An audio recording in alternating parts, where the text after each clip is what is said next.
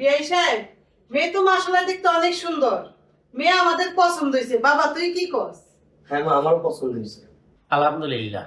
বিআই সাহেব, আমাদের কিন্তু বিয়েতে তেমন চাওয়া পাওয়া নাই, তবে আপনি মেয়ের জন্য একটা ফ্রিজ, টিভি, একটা এসি আর খাট পালং তো থাকবে, এটা তো সব আপনার মেয়েই ব্যবহার করবে। বিআই সাহেব, আর একটা কথা, আমার ছেলেরা এমএ পাস করেছি, লেখাপড়া করাইতে অনেক টাকা খরচ হয়েছে। এই আপনি হিসাব দেওয়া শেষ করতে পারুন না। আপনি 10 লাখ টাকা দিন, এটা আপনার মায়ের পিছিয়ে খরচ করুন। বিআই সাহেব, আমিও তো আমার মেয়ের টাকা পয়সা খরচ করে এই লেখাপড়া করাইছি। বিআই সাহেব, মেয়েদেরকে টাকা পয়সা খরচ করে লেখাপড়া করায় লাভ কি? বিয়ের পর তো মেয়েরা শ্বশুর বাড়ি যায় রান্না করে কাজই করবে। মা, আমার একটা হুন্ডা লাগবে। বিআই সাহেব, আপনি জামাই একটা হুন্ডা দিয়ে, আর এই হুন্ডায় তো আপনি মেরে দিয়েই ঘুরবো।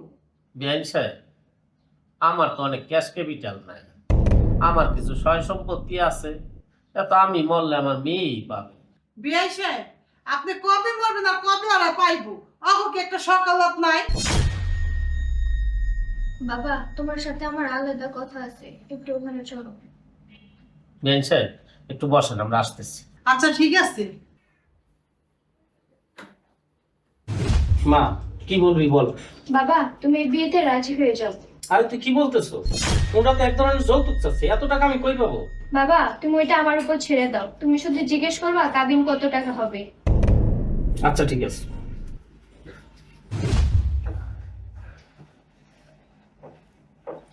ব্যাংক সাহেব, আমরা এই বিয়েতে রাজি। আলহামদুলিল্লাহ। বাবা আন্টিটা দে তো পড়াই দেই।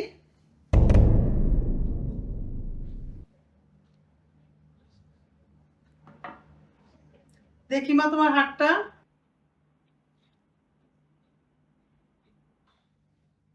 ব্যাংক সাহেব, আর একটা কথা, আমার মেয়ে বলছিল আপনারা কাবিন করবেন কত টাকা, আর এটা বিয়ের আগেই ভাঙ্গা ভালো। বাবা কাবিন কত টাকা দিবি? মা, এখানে কাবিনের টাকা মেয়ে যা বলবে সেটাই হবে। দেখেন, কাবিন হবে 50 লাখ টাকা, তাহলে আমি এই বিয়েতে রাজি। আর কি বলেন, 50 লাখ টাকা? না 20 লাখ টাকা কাবিন হবে? মা, কাবিন হওয়া উচিত ছেলের সামর্থ্য অনুযায়ী। তুমি এই বিয়েতে রাজি হয়ে যাবে। আচ্ছা ঠিক আছে। পারবে জেনা পারলাম কথা শুধু ফাইনাল হয়েই গেছে, তাহলে বিয়ের কাজটা বাকি রেখে লাভ কি? হ্যাঁ তুই ঠিকই বলছস। বাবা, আমাদের সাথে যা কিছু দেওয়ার কথা হয়েছে এগুলো কি আজকের মধ্যেই দিতে পারবেন? না, বাবাকে আর 1 সপ্তাহ সময় দেওয়া লাগবে। 1 সপ্তাহ? কোনো সমস্যা নেই, বাবা কাজে রাখেন, ওকে আজকেই বিয়ে করে বাসায় নিয়ে যাব। মা তুমি কি বলো? হ্যাঁ, বৌমাকে আজকেই নিয়ে যাব।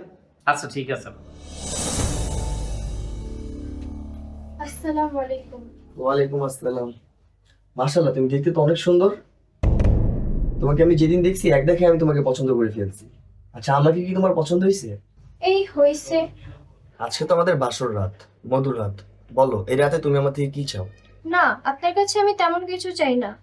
আমার দেনমোহরে 20 লাখ টাকা আজকেই দিতে হবে, নাহলে আপনার সাথে আমার বাসর হবে না। আরে তুমি এগুলো কি বলতেছো? আমি এখন 20 লক্ষ টাকা কোথায় পাবো? আপনি কোথায় পাবেন সেটা তো আর আমি জানি না। দেনমোহরের টাকা নগদ দিতে হয়, দেনমোহরের টাকা বাকি হয় না। আরে কাবিনেটে কেউ নগদ দেয় নাকি? এটা তো জাস্ট একটা ফর্মালিটি। আজকে তুমি আমাকে মাফ করে দাও, আমি আস্তে আস্তে তোমার টাকাটা দিয়ে দিব। না, আমি আপনাকে মাফ করতে পারবো না। যেদিন দেনমোহরের টাকা দিতে পারবেন ওদিনই আমার কাছে এসেন। আচ্ছা ঠিক আছে, তুমি আমাকে 2 মাস সময় দাও। চলো আজকে আমরা বাসর করি।